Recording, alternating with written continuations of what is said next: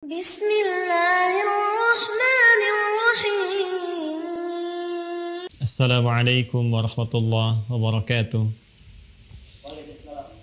Alhamdulillahi rabbil alamin. Wassalatu wassalamu ala rasulillahil karimil amin. Nabiyyina Muhammadin wa ala alihi wa sahbihi ajma'in wa ba'd. Faya ahbaballahi wa ahbaba rasulihi sallallahu alaihi wasallam. Usi nafsi wa iyyakum bitaqwallahi faqad fazal muttaqun. Fala tamutunna illa wa antum muslimun. Faqala ta'ala ya ayyuhalladzina amanu taqullaha haqqa tuqatih wa la tamutunna illa wa antum muslimun. Yang kami hormati, semoga Allah Subhanahu wa taala memuliakan kita semua yang terhubung untuk sama-sama belajar di kesempatan sore hari ini. Izinkan kami mengawali dengan bermohon pada Allah Subhanahu wa taala, semoga kita semua senantiasa dirahmati oleh Allah, dibimbing, diberikan taufik dan diberikan kesempatan untuk mendapatkan syafaat di hari akhirat kelak. Semoga dengan itu amal kita diterima oleh Allah Subhanahu wa taala.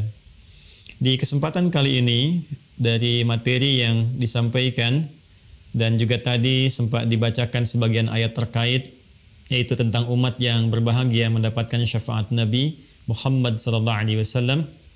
Tentunya kita akan mencoba untuk mengurai itu semua melalui dua bagian utama. Yang pertama, kita akan melihat pengertian syafaat terlebih dahulu secara etimologi, secara bahasa, dan kemudian korelasinya dalam pengertian syariat atau terminologi syariat Islam. Lalu setelah itu kita akan urai bagaimana Al-Quran dan hadis-hadis Nabi Muhammad SAW menjelaskan kepada kita tentang umat-umat yang berpeluang mendapatkan syafaat dari Nabi Muhammad SAW dan segala yang terkait dengan syafaat itu yang dikehendaki Allah Subhanahu wa taala serta amalan-amalan yang mengiringinya. Baik, secara cepat kita ingin sampaikan kata syafaat dalam bahasa Arab itu mulanya berakar dari kata syafa'ah. Kita sering mendengar kata syafa'ah lawan dari kata witir, ya. Jadi seperti ini asalnya. Kalau kita tuliskan syafa'at atau asy-syafa'ah begini. Nah, ini akar katanya dari kata syafa', ya. Syafa' ini lawan, ya, dari kata witir. Jadi kita sering mendengar kata witir, sesuatu yang berarti ganjil, ya. Nah, lawannya ini syafa', ya. Diartikan secara bahasa sesuatu yang genap atau menggenapkan, ya. Juga dia bisa berarti beberapa ragam pengertian yang lain secara bahasa, yaitu sesuatu yang meringankan, ya. Jadi bisa diartikan sesuatu yang menggenapkan atau melengkapi, sesuatu yang meringankan, juga bisa diartikan satu permohonan, ya. Bisa diartikan juga satu pemaafan, at-talab wal iltimas wal af wat takhfif, ya, wat takbil anis syai. Sesuatu yang menggenapkan, meringankan, satu permohonan yang disampaikan atau pemaafan dari sesuatu yang pernah dilakukan. Ini secara bahasa, ya, kata syafa'. Sifatnya atau keadaannya disebut dengan syafaat. Jadi kalau kata kerjanya syafaat, ana syafa'tu hadzal kitab bi kitabin akhar. Saya genapkan buku ini, ya, ada buku yang ganjil, saya genapkan, ya, dengan buku yang lain sehingga menjadi genap, ya. Itu syafa'. Atau kita ingin katakan juga dengan konteks meringankan atau permohonan atau pemaafan dari sesuatu, boleh juga menggunakan kata syafa'. Sifat keadaannya disebut dengan syafaat. Ya, jadi kalau ada satu hal yang kemudian kita genapkan atau permohonan untuk melengkapi atau meringankan sesuatu atau perantara, ya. Ini juga diartikan wasitatul talab, ya, perantara untuk mendapatkan sesuatu yang diharapkan. Bisa perantara untuk memaafkan sesuatu, perantara untuk memohon sesuatu.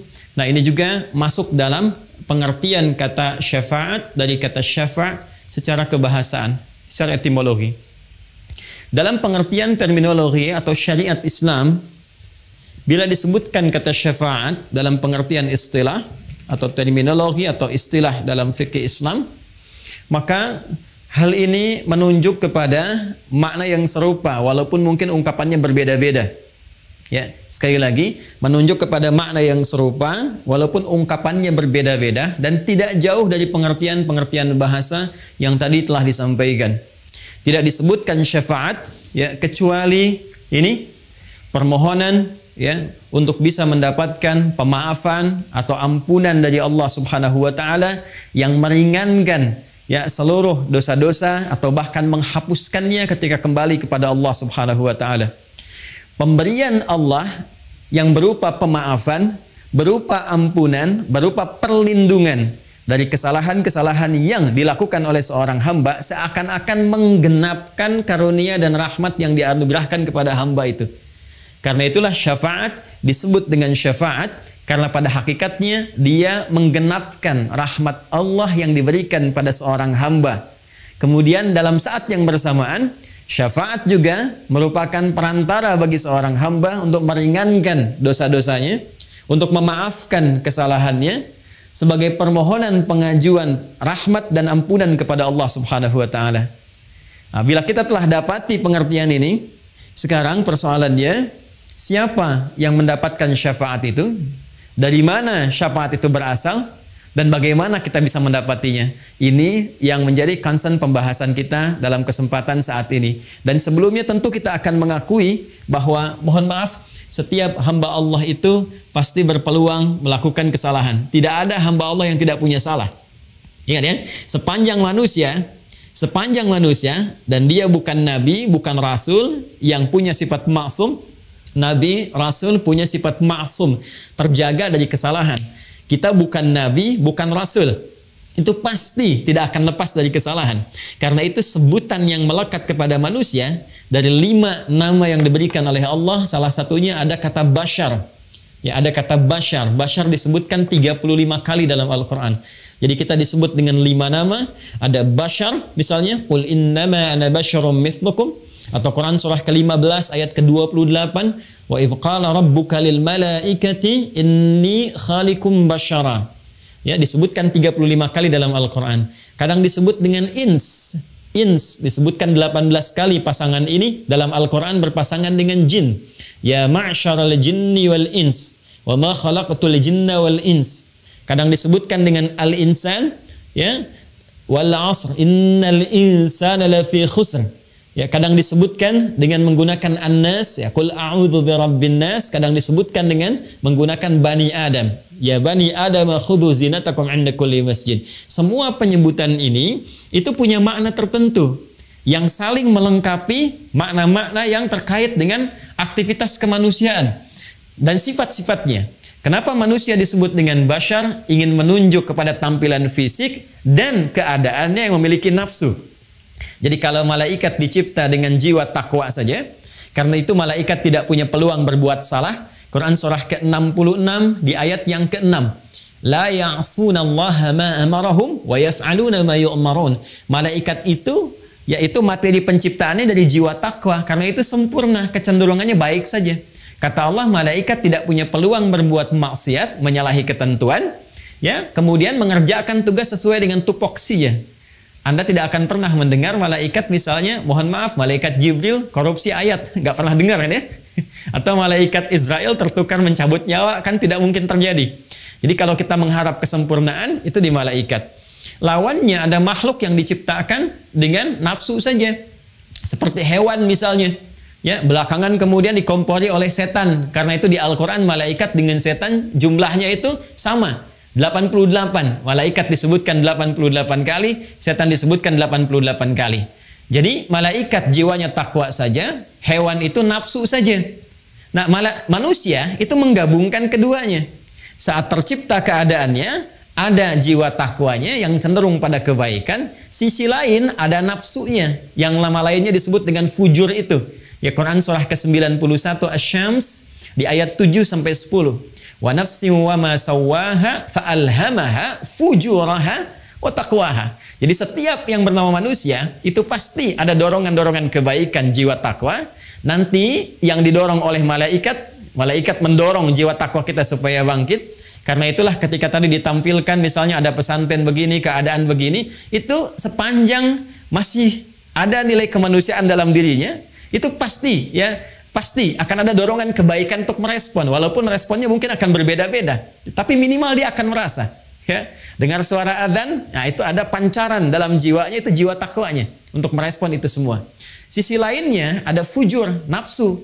Ini yang diprovokasi oleh setan, diberikan was-was. Ya, nafsu ini nanti sebagai lawan dari takwa. Jadi kalau ada sifat jujur, nanti di nafsu ada dusta misalnya. Ya, kalau di takwa ada sabar, di nafsu ada marah. Demikian seterusnya, saling berkompetisi. Nah, yang paling menarik karena dalam diri manusia itu ada nafsu, maka konsekuensi yang terjadi, Quran surah ke-12 Yusuf ayat 53. Wa ma ubarri'u nafsi innan nafsa la'ammaratun bis-su'. Ya, sungguh aku tidak bisa mengatakan diriku itu orang suci. Kenapa? Karena masih ada nafsu. Sedangkan nafsu kecenderungannya diprovokasi oleh setan untuk mengajak kepada hal-hal yang buruk.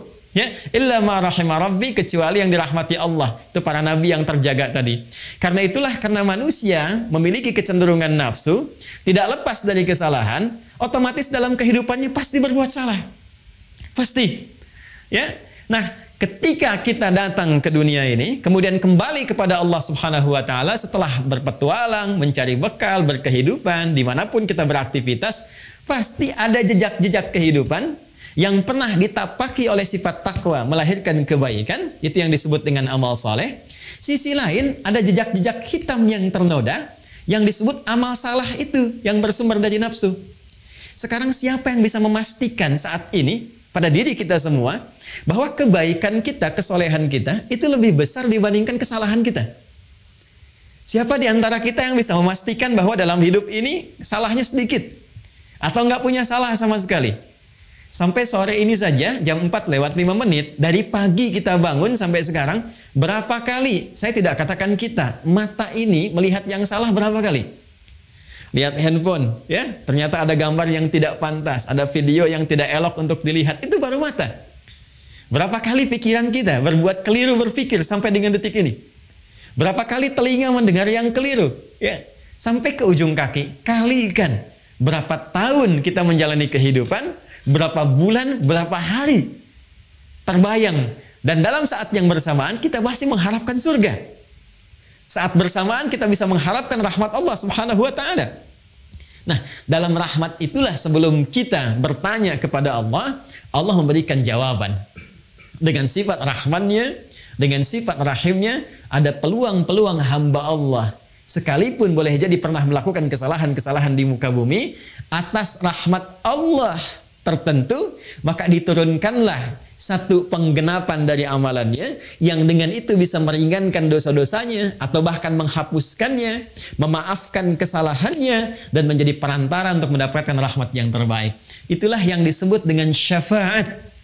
Dan dari sini kemudian di Quran surah Az-Zumar, ya, surah ke-39 di ayat yang ke-44. Ya, Quran surah ke-39 di ayat yang ke-44. Allah menyampaikan, qulillahu syafa'atu jami'a. Ya, qulillahu syafa'atu jami'a. Allah minta kepada Nabi Muhammad SAW untuk memviralkan. Ini bahasa orang sekarang, ya, untuk memviralkan kepada semua umatnya, terus berkelanjutan di setiap generasi, bahwa hey, jangan bersedih, jangan putus asa, karena dari sekian banyak hal yang kita lalui dalam kehidupan, saat berpulang kepada Allah, setiap hamba punya kesempatan untuk meraih penggenapan rahmat dari Allah Subhanahu wa Ta'ala yang bisa meringankan, bahkan menghapuskan dosa-dosanya, kesalahan-kesalahannya, sehingga dengan itu mendapati rahmat Allah Subhanahu wa Ta'ala. Apa kata Allah? Qul, katakan Muhammad sallallahu alaihi wasallam, qulillahu, ya, asy-syafa'atu jami'a. Masya Allah. Katakan Muhammad sallallahu alaihi wasallam, milik Allah lah. Ini, ya. Milik Allah lah asy-syafa'ah. Nah, ini syafaat. Kalau kita kembalikan ke arti tadi, milik Allah lah syafaat. segala perantara yang dapat meringankan, ya, yang dapat menghapuskan kesalahan-kesalahan, dosa-dosa, permohonan untuk mendapatkan rahmat, penggenapan semua anugerah dari Allah Subhanahu wa taala. Katakan Muhammad, semua bentuk ini, semua dalam bahasa Arab, semua hal yang terkait dengan satu hal tertentu, semuanya bersifat holistik, komprehensif, itu bahasa Arabnya jami' namanya. Ya. Man ittasala fi hadzal silk al-yutubi fi hadzal masa jami'an. Saya ingin katakan semua yang terhubung lewat channel YouTube di kesempatan sore hari ini, semua Anda, mencakup Anda, ya, dengan status sosial apapun, itu bahasa Arabnya menggunakan kata jami'an.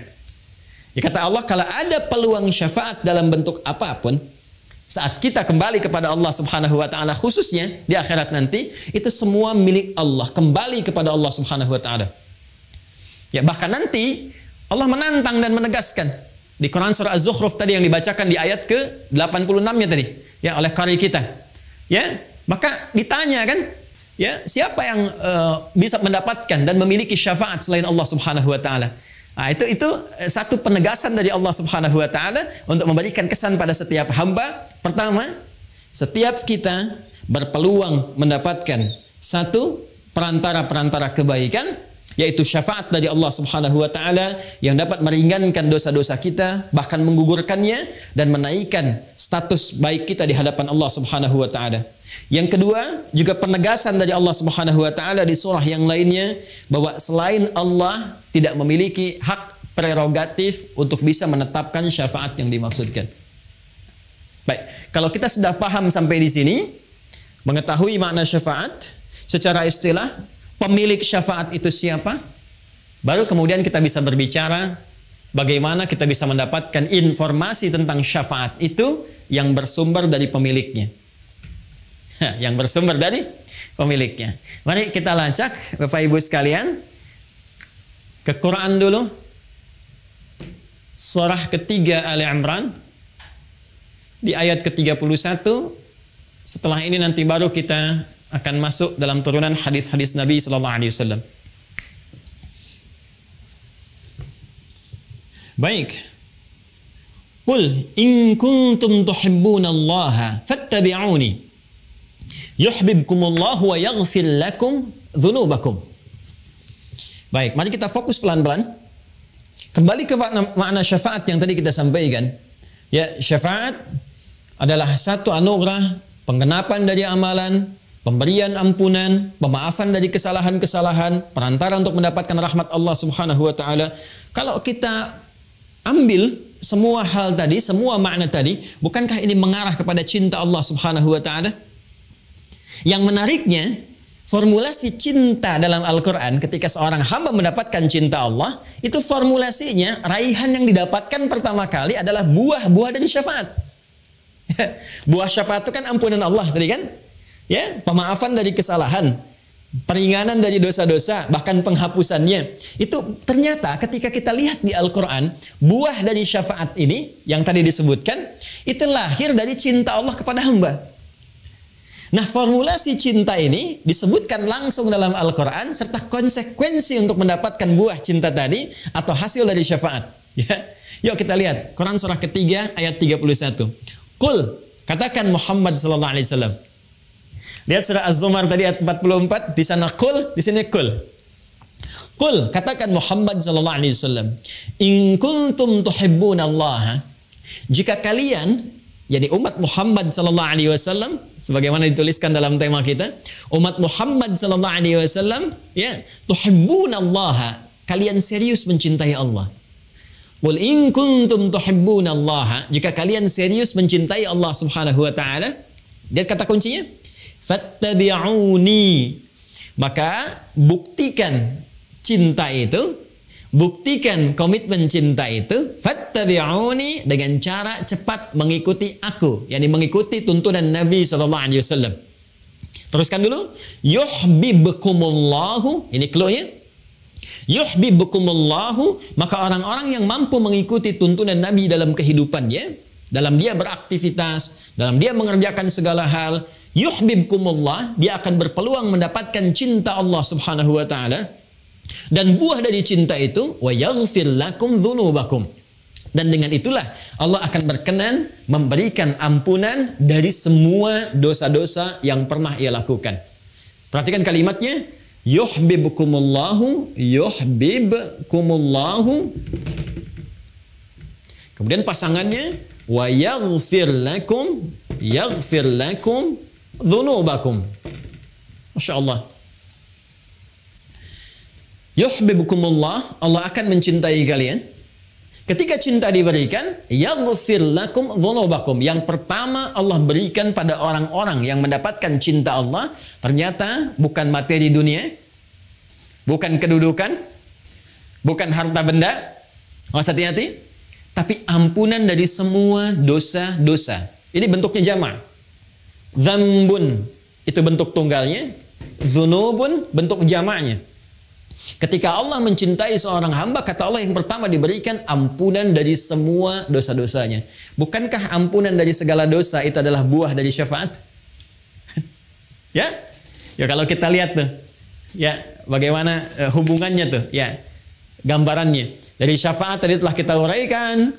Kemudian syafaat gambaran dari cinta Allah. Orang yang cinta Allah diminta untuk membuktikan cintanya dengan mengerjakan amalan tertentu. Lantas turun cinta itu. Ketika cinta diberikan, maka buah dari syafaat itu ampunan dari semua dosa yang menggenapkan semua amalan itu diberikan oleh Allah Subhanahu wa taala. Nah, jadi kalau ingin kita katakan siapa yang berpeluang mendapatkan syafaat itu, maka dijawab oleh ayat ini, fattabi'uni, yaitu orang-orang yang mau mengikuti tuntunan atau petunjuk Rasulullah sallallahu alaihi wasallam, Nabi Muhammad sallallahu alaihi wasallam. Ya, karena itu sudah tepat kalau panitia memberikan judul dengan itu syafaat untuk umat Nabi Muhammad sallallahu alaihi wasallam. Ya, itu sudah ada clue-nya di situ. Bagaimana kita bisa mendapatkan syafaat? Syarat pertama ini. Mengikuti tuntunan atau menjadi umat Nabi Muhammad sallallahu alaihi wasallam. Ini bagian yang pertama. Baik, yang kedua, Bapak Ibu sekalian, setelah kita mendapati informasi ini dan alhamdulillah kita telah masuk dalam frame syafaat yang dimaksudkan. Artinya peluang ini sudah hadir di hadapan kita. Ya, alhamdulillah sampai sore hari ini ya kita memastikan diri menjadi bagian dari umat Nabi Muhammad sallallahu alaihi wasallam. Alhamdulillah yang selalu diupdate ya komitmen itu, pernyataan itu 5 kali bahkan dalam sehari sedikitnya. Ya, bukankah dalam setiap sholat kita menegaskan kembali bahwa kita umat Nabi Muhammad sallallahu alaihi wasallam ya dengan mengatakan asyhadu an la ilaha illallah wa asyhadu anna Muhammadar Rasulullah. Itu 5 waktu kan dalam sehari. Subuh sekali, zuhur 2 kali sudah 3, asar 2 kali sudah 5, maghrib 2 kali sudah 7, isya 2 kali sudah 9. Jadi paling sedikitnya kita 9 kali itu. Ya, dalam sehari paling sedikitnya dalam sholat untuk menegaskan bahwa ya Allah, aku menuhankanmu, tiada Tuhan selain Engkau, aku siap mengabdi kepadamu dan mengikuti tuntunan Nabi Muhammad SAW yang aku tetapkan sebagai Rasul dan petunjuk-petunjuk darimu yang dibawanya. Nah, jadi alhamdulillah sepanjang kita masih menunaikan salat, sepanjang kita beriman kepada Allah, maka frame kesempatan bingkai yang hadir di hadapan kita untuk mendapatkan kesempatan meraih syafaat itu terbentang luas. Tinggal persoalannya, apakah kita akan masuk ke bingkai syafaat itu? Ya, ini pintunya sudah ada. Ya, ini dikasih ini setiap kita nih. Silahkan, ini ada pintu syafaat. Mau dibuka nggak? Ya, jadi sangat sayang sudah diberikan peluang, pintunya ada, Anda nggak buka. Jadi yang salah bukan Allah.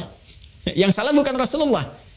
Ya, karena itu sangat berbahagia jika seseorang berpetualang dalam kehidupan di muka bumi, lalu pintu syafaat diberikan dan dia mau membuka pintunya.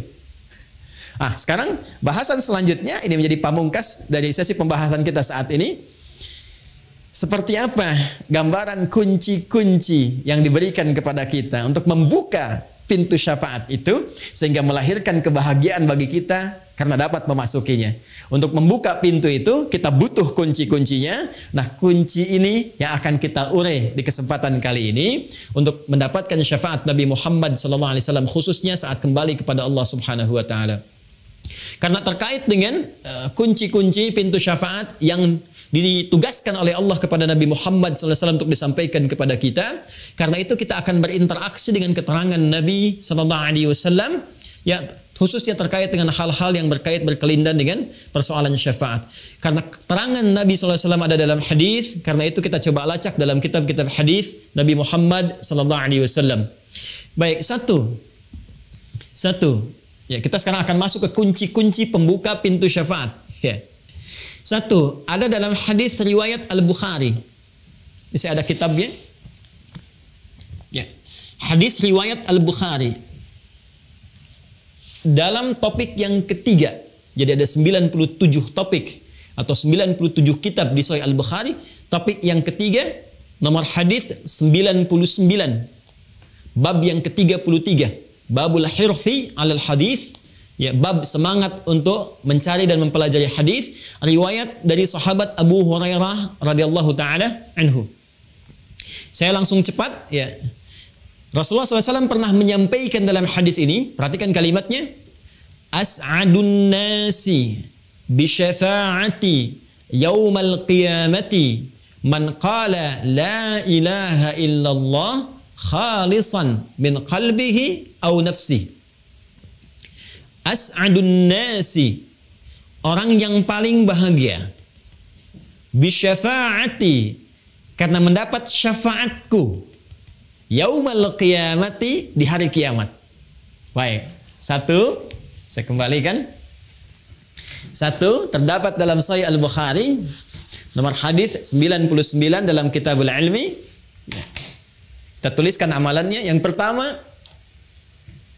tadi syafaat milik Allah, lalu Allah memberikan penegasan ya kepada Nabi Muhammad SAW. Penegasan yang pertama, Allah menyampaikan ada peluang diberikan langsung kepada Nabi Muhammad sebagai apresiasi tertinggi, penghargaan tertinggi pada seorang nabi dan rasul ya, untuk memberikan syafaat dengan izin Allah Subhanahu wa taala. Siapa yang mendapatkan syafaat Nabi ini? Nabi sendiri yang langsung menyampaikan. Kata beliau, as'adun nasi, orang yang paling berbahagia. Ya, orang yang paling berbahagia bi syafaati, yang mendapatkan syafaatku yaumal qiyamati, di hari kiamat, man qala la ilaha illallah khalisan min qalbihi aw nafsihi, ialah orang yang mampu dengan ikhlas. Awas, orang yang mampu dengan ikhlas, dengan tulus mengucapkan la ilaha illallah, ikhlas bersyahadat, min qalbihi aw nafsihi, yang bersumber langsung dari kalbunya, dari jiwanya.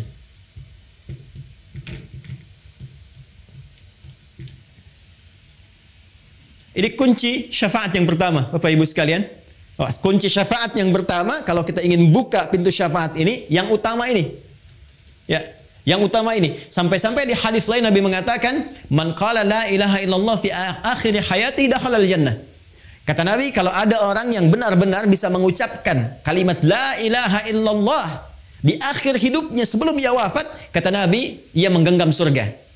Dakhala al-jannah, ia berpotensi besar masuk surga. Ya. Nah, itu tidak mudah. Ya, itu tidak mudah. Nah, kuncinya di mana? Ini kalimat Nabinya. Man qala la ilaha illallah khalisan min qalbihi. Orang yang berpeluang mendapatkan syafaatku, kata Nabi, di hari kiamat kelak adalah orang yang mampu, satu, mengucapkan kalimat la ilaha illallah dengan ikhlas, bersumber dari kalbunya, bersumber dari jiwanya. Ini penting saya jelaskan Bapak Ibu sekalian.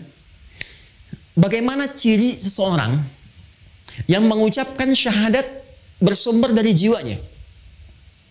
Karena setiap muslim, tadi saya katakan, itu berpotensi mengucapkan kalimat syahadat. Artinya semua orang berpeluang mendapatkan syafaat. Tapi tidak semua yang mengucapkan syahadat di lisannya itu bisa bersumber dari hatinya.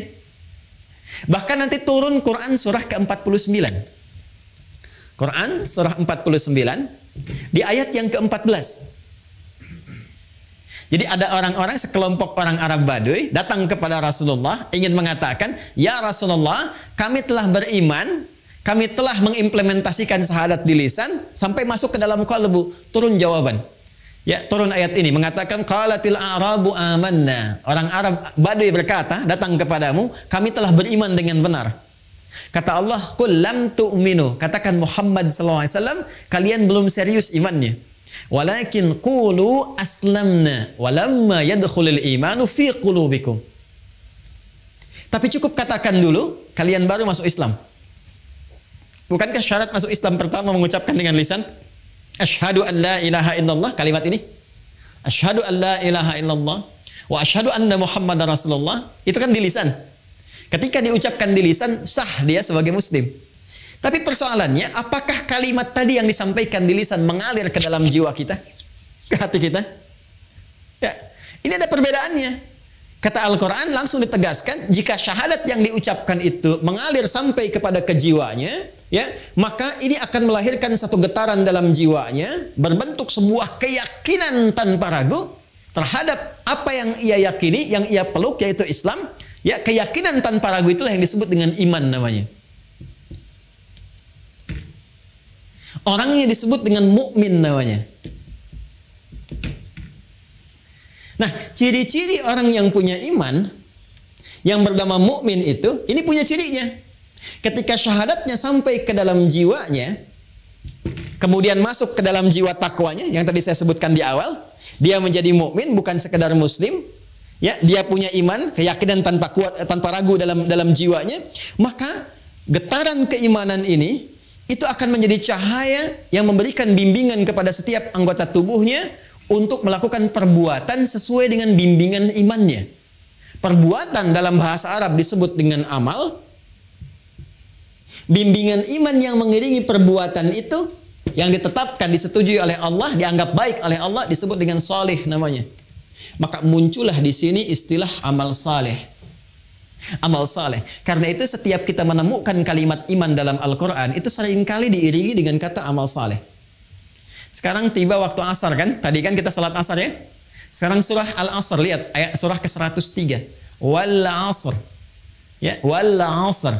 Aku bersumpah kata Allah demi kesempatan waktu yang diberikan pada setiap hamba. Asar itu bukan sore. Asar itu setiap kesempatan yang diberikan oleh Allah kepada kita untuk beraktivitas. Innal insana lafi khusr. Setiap manusia itu berpeluang rugi karena tak mampu menggunakan kesempatan yang aku berikan, kata Allah, untuk meniti aktivitas yang baik. Illal ladzina amanu, kecuali orang-orang yang menjadikan waktu tadi sebagai momentum untuk mengkreasikan dengan imannya. Illal ladzina amanu, disebut iman dulu.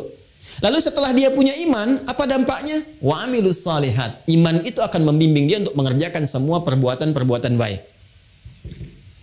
Karena itulah Bapak Ibu sekalian, orang yang berucap dengan lisannya asyhadu an la ilaha illallah, kemudian sampai kepada jiwanya secara tulus, secara ikhlas, itu akan tampak semua karakternya dari setiap perilakunya. Jadi kalau kita ingin mengecek apakah keimanan sudah sampai kepada jiwa, itu bisa dilihat dari perilaku kita. Apakah iman itu memancarkan cahaya yang membimbing anggota tubuh kita untuk bersikap, akan kelihatan. Akan nampak dari perilaku seseorang. Sekarang kita cek. Di dalam Al-Quran, itu semua fungsi tubuh kita, itu seringkali didampingi dengan pendampingan iman. Kita lihat Quran surah ke-24 misalnya, ya, ayat 30 untuk laki-laki, 31 untuk perempuan, ketika menyebutkan fungsi mata. Qul lil mu'minina yaghuddu min absarihim. Katakan Muhammad sallallahu alaihi wasallam, pria-pria yang beriman itu pasti matanya hanya digunakan menatap yang baik saja. Bila yang ditatap itu tak baik, dia akan palingkan pandangannya. Quran surah ke-49 ayat 11 sampai 12. Ya ayyuhalladzina amanu, hai semua orang yang beriman, la yasra qaumin qaum, jangan gunakan lisanmu untuk berkata yang tidak baik, apalagi mencela orang lain. La yaghtab ba'dukum ba'dha, jangan bikin hoax, jangan bergibah. Ya, dari mata, dari mulut, lisan, tangan sampai ujung kaki. Ternyata ketika ini akan disebutkan fungsinya, perilakunya, Allah lebih dulu menyebutkan tentang ini, cahaya imannya. Jadi mata orang beriman ketika digunakan pasti akan menatap yang baik-baik. Lisan orang beriman pasti akan bertutur yang baik-baik. Tangan orang beriman menggenggam yang baik sampai ujung kakinya. Nah, semua kebaikan yang dikerjakan karena petunjuk iman itu yang disebut dengan amal saleh. Jadi kalau ada orang yang ingin masuk dalam pintu syafaat, mendapatkan kunci yang pertama, secara singkat rumusnya adalah ini, la ilaha illallah dengan ikhlas yang ditandai dengan meningkatkan amal soleh dalam kehidupannya. Jadi kalau ada, mohon izin, mohon maaf ya, menu amal soleh yang dibentangkan di Al-Quran atau dalam hadis-hadis Nabi Sallallahu Alaihi Wasallam, baik itu misalnya salatkah, infakkah, sedekahkah, interaksi dengan Al-Qurankah, pada hakikatnya Bapak Ibu sekalian, itu adalah wasilah terbaik untuk mendapatkan syafaat kelak. Ya. Jadi kalau Anda bertanya bagaimana cara mendapatkan syafaat dari Nabi Sallallahu Alaihi Wasallam, hal yang pertama yang kita lakukan adalah, ayo kumpulkan amal soleh. Buru peluang amal soleh yang masih ada peluang kita dapatkan sepanjang kehidupan Allah berikan kepada kita.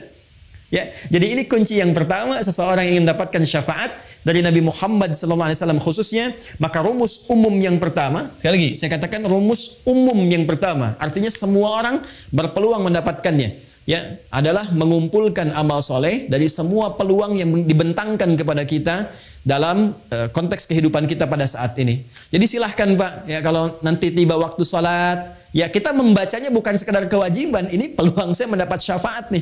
Kalau saya tinggalkan, saya malas-malasan, sekarang Anda merespon salat dengan malas-malasan.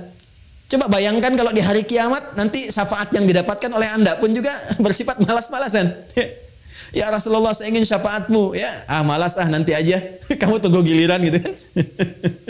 Ya, karena itu ketika disampaikan dalam Al-Quran, semua yang minta itu, yang ingin A, ingin B, ingin berdoa dan sebagainya, itu stimulusnya selalu amal soleh. Silahkan cek Quran surah kedua Al-Baqarah ayat 186.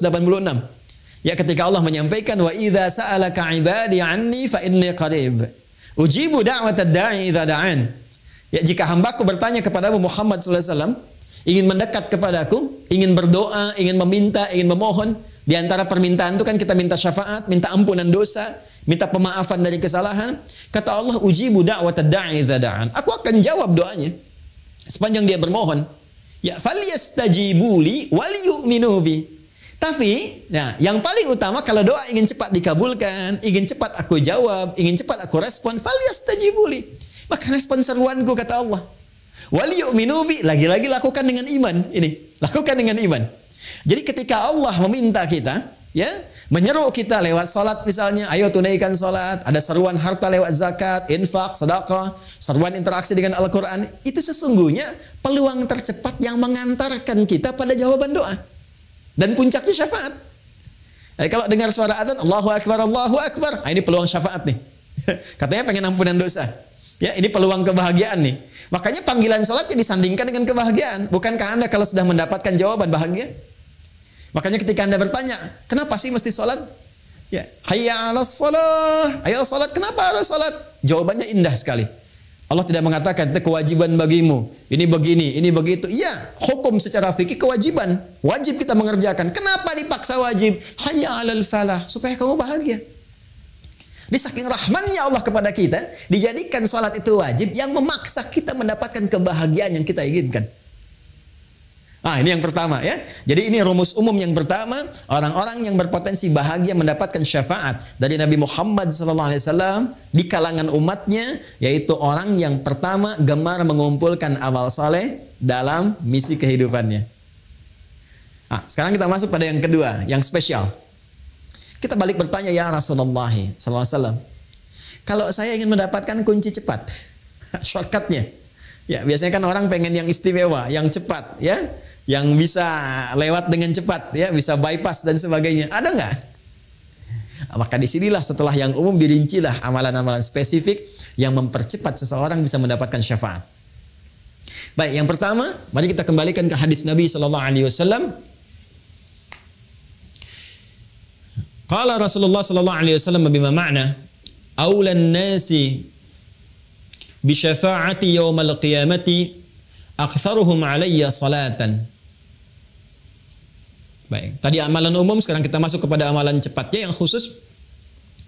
Orang yang paling utama, kata Nabi, aulan nasi, orang yang paling utama, bi syafa'ati yaumal qiyamati, untuk mendapatkan syafaatku di hari kiamat, aktsaruhum alayya salatan, yaitu orang yang paling banyak di antara mereka bersolawat kepadaku, kata Nabi Muhammad sallallahu alaihi wasallam. Jadi, kalau tadi masih umum sifatnya amal saleh, insyaallah. Ya. Kalau tadi masih umum sifatnya amal soleh, jadi amal soleh apa saja, bisa salat, yang harta zakat, infak, sedekah dan sebagainya. Sekarang mulai khusus. Ya. Yang kedua adalah salawat kepada Rasulullah sallallahu alaihi wasallam, Muhammad sallallahu alaihi wasallam. Allahumma salli ala sayyidina Muhammad wa ala alihi wa sahbihi. Allahumma salli ala sayyidina Muhammad. Kita bacakan. Ternyata manfaat salawat itu bukan hanya menghadirkan feedback, ya, satu balasan balik, umpan balik kepada kita semua, berupa 10 kali lipat balasan dari Allah.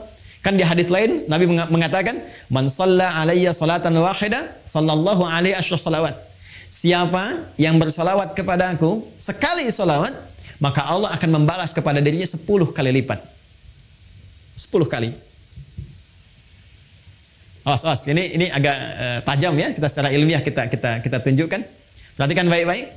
Kalau ada yang mengatakan begini, misalnya itu nabinya umat Islam aja masih belum selamat, masih butuh salawat dari umatnya. Ini menunjukkan belum paham, ya, belum memahami esensi dari salawat.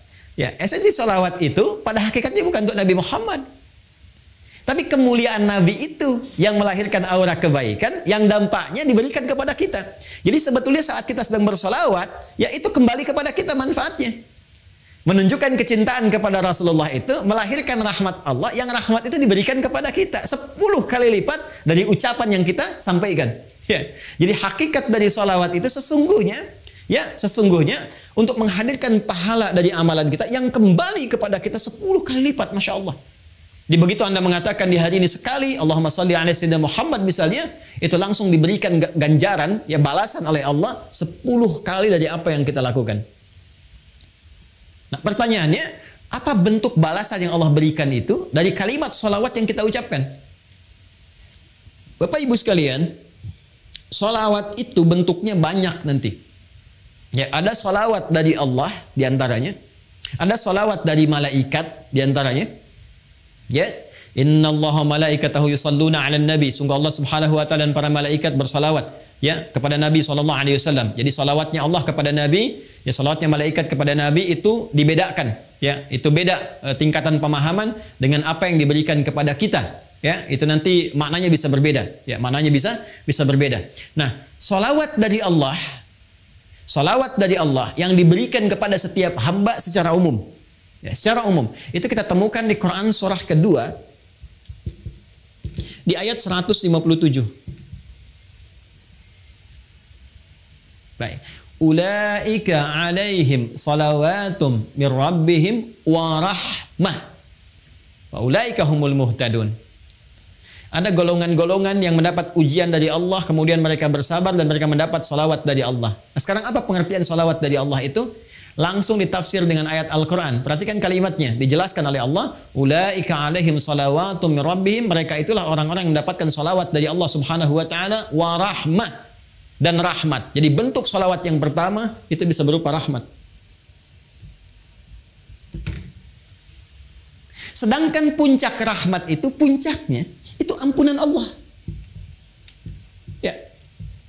Puncak dari rahmat Allah yang diberikan kepada hamba itu ampunan dari semua dosa.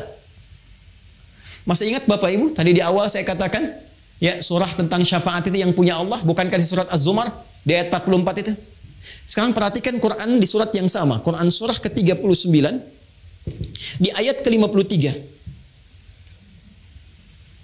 Ayat ini turun merespon tentang seorang yang telah melakukan dosa besar, yang dia merasa putus asa.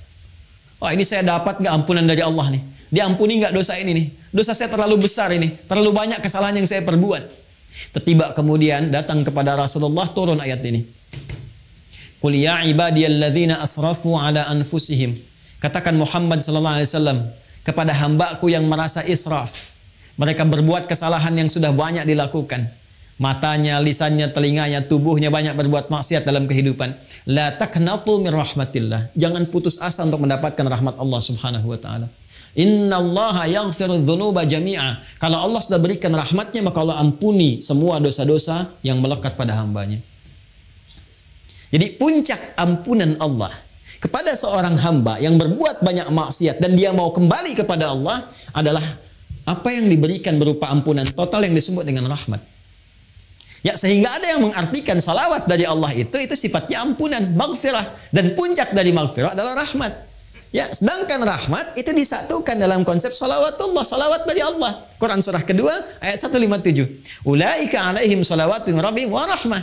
Ya, sedangkan untuk mendapatkan salawat Allah ini cara cepatnya, shortcutnya kata Nabi, salawat pada Rasulullah. Ya. Siapa yang satu kali salawat kepada Nabi, maka Allah memberikan salawatnya 10 kali kepadanya. Masya Allah. Dalam sehari Allah turunkan rahmatnya kepada seorang hamba. Ya, saya rahmati engkau, saya ampuni dosamu, saya maafkan kesalahanmu. Jika ia tulus mengucapkan itu dalam kesehariannya. Ya, karena itu orang-orang soleh di masa lalu, bukan hanya ulama Pak, Bu. Ya, bukan hanya ulama, sampai ke level-level pemimpin. Ya, itu ada level pemimpin di masa era Turki Utsmani itu, yang sehari itu bisa ribuan salawat kepada Nabi. Ya, Allahumma salli ala sayyidina Muhammad, Allahumma salli ala sayyidina Muhammad, di sela-sela yang senggang.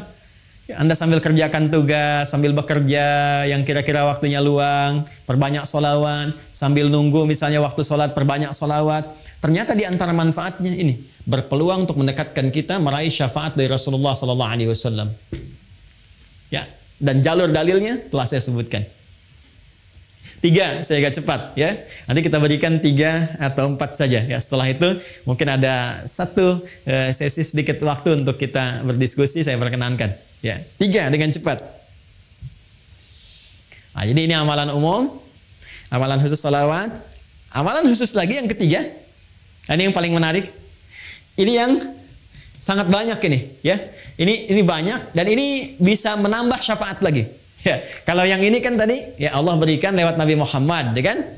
Ya, kemudian juga peluang ini salawat kepada Nabi Muhammad SAW. Yang ketiga ini kalau kita lakukan selain Nabi Muhammad SAW yang diizinkan oleh Allah memberikan syafaat kepada pelakunya ini amalannya sekaligus memberi syafaat kepadanya. Ya. Jadi kalau kita bersalawat kan bukan salawatnya, ya kan? Ya, Rasulullah memberikan syafaat, ya diizinkan oleh Allah dengan salawat itu. Kalau ini tidak, kita mengerjakan amalannya, amalan itu dengan izin Allah memberikan syafaat kepada kita. Ya, bentuk amalannya. Apa itu? Interaksi dengan Al-Quran. Interaksi dengan Al-Quran. Masya Allah. Nah, interaksi dengan Al-Quran. Yuk kita bacakan hadisnya. Qala Rasulullah sallallahu alaihi wasallam, "Iqra'ul Qur'ana fa innahu ya'ti yaumal qiyamati syafi'an li ashabihi." Bacalah oleh kalian Al-Quran. Tingkatkan interaksi kalian dengan Al-Quran. Masya Allah. Nanti interaksi dengan Al-Quran dibagi 3 bagian. Ada yang membaca, memahami, ya, kemudian membaca, mengkaji, dan yang terakhir menghafalkan. Ya, menghafalkan. Ketiga-tiganya berusaha mengamalkannya. Dia mencintai Quran, dia berinteraksi dengan Al-Quran. Ini yang disebut ahli Quran. Ya, jangan salah paham ya Bapak Ibu ya. Ahli Quran itu bukan dibatasi yang hafal 30 juz, bukan. Ahli Quran itu yang punya kecintaan terhadap Quran dan bentuknya macam-macam. Ada dia belum hafal tapi rajin ngaji gitu. Rajin tiap hari. Satu hari ada yang 1 juz, satu hari ada yang 2 juz, satu hari ada yang 5 juz. Terus dia baca, bahkan meninggalnya pun sedang pegang mushaf. Ada yang begitu, Masya Allah. Ya. Ada lagi ahli Quran yang dia senang mengkaji. Hari ini aku ingin tahu makna surat Al-Duha. Besok aku ingin riset surat Al-Insyirah. Rajin dia. Kaji. Yang ketiga ada ahli Quran yang Alhamdulillah, Masya Allah, sekarang sedang banyak meningkat di Indonesia. Menjadi ahli Quran yang menghafal Al-Quran, penghafal Quran. Quranun yamshi, Quran yang berjalan di muka bumi. Ya, dia menghafal, berinvestasi waktunya untuk mendekat kepada Allah lewat Al-Quran. Ternyata itu luar biasa. Kata Nabi, Iqra'ul Qur'ana, berinteraksilah kalian dengan Al-Quran, minimal kalian perbanyak bacaan Al-Quran itu. Fa innahu ya'ti yaumal qiyamati syafi'an li ashabi. Karena sesungguhnya Al-Quran itu sendiri, akan datang di hari kiamat.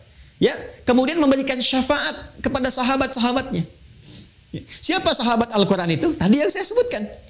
Sahabat itu kan dari kata sahiba, sesuatu yang dekat, lekat. Orang yang lekat, cinta dengan Al-Quran, gak mau pisah dengan Al-Quran. Tiap hari kalau gak baca hatinya gersang, gelisah. Kalau dia gak ngaji, gak enak perasaan, ada yang hilang. Ya kan? Kalau dia gak murajaah, ada yang gak enak. Itu yang seperti itu, Qurannya nanti, ya itu akan jadi syafaat bagi dia di hari kiamat. Bahkan hadis tentang ini begitu rinci. Kalau kita lihat di At-Tirmidzi misalnya, Ya, di At-Tirmidzi hadisnya lebih jelas sekali.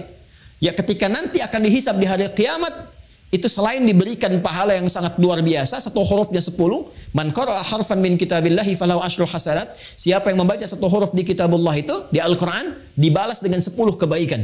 Ya, langsung. Nanti saat kembali kepada Allah, Qurannya berkata, Allahumma halli.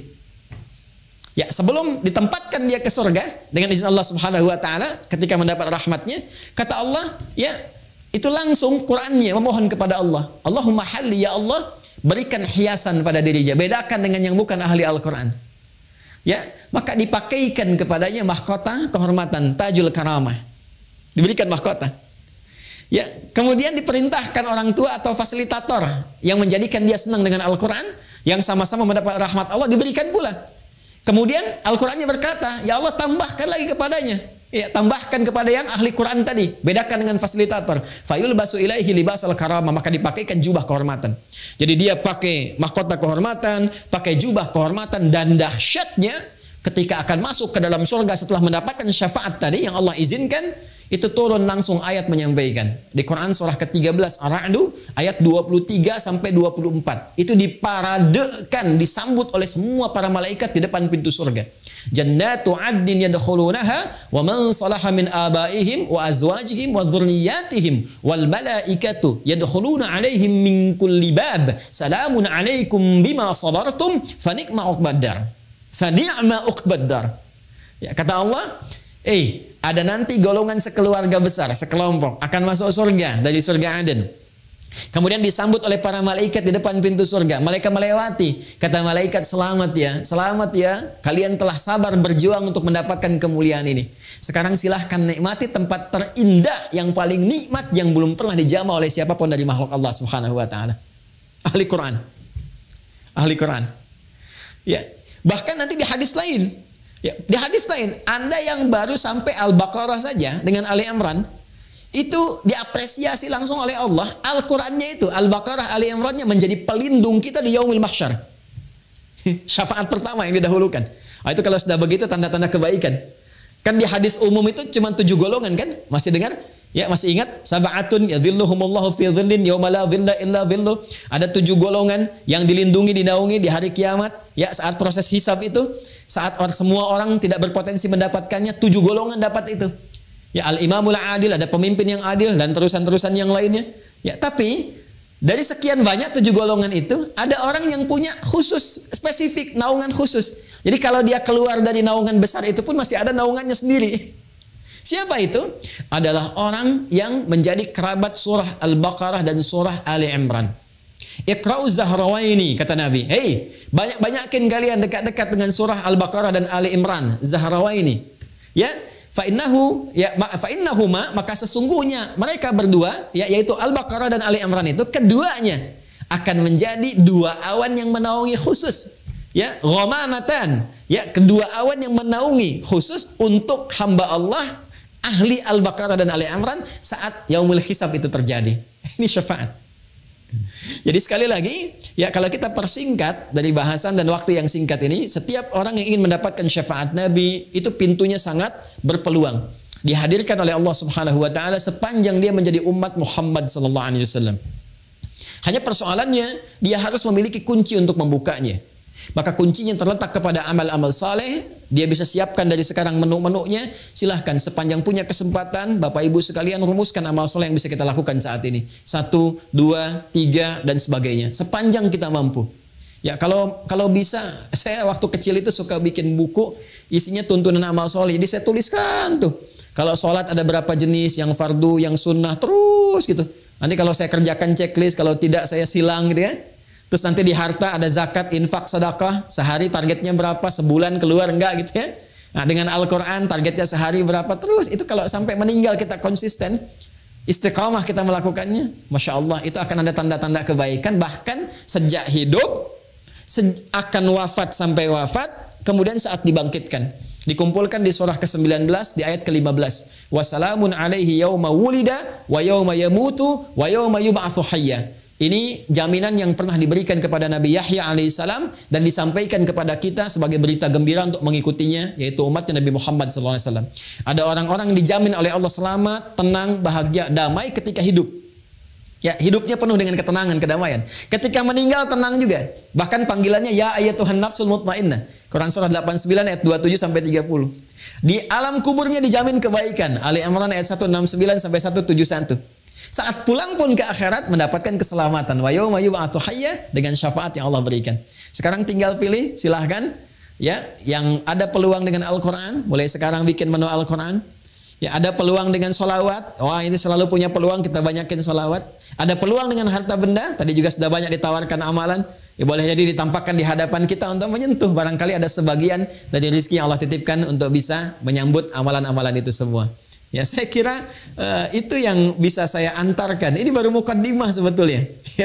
Baru mukaddimah karena kita hanya mengemas dalam kurang lebih 1 jam. Ini gambaran umumnya seperti ini. Kalau nanti ingin masuk ke detail-detailnya, kita harus masuk ke dalam satu pembahasan yang lebih spesifik. Seperti sholat, apakah setiap orang sholat dijamin benar?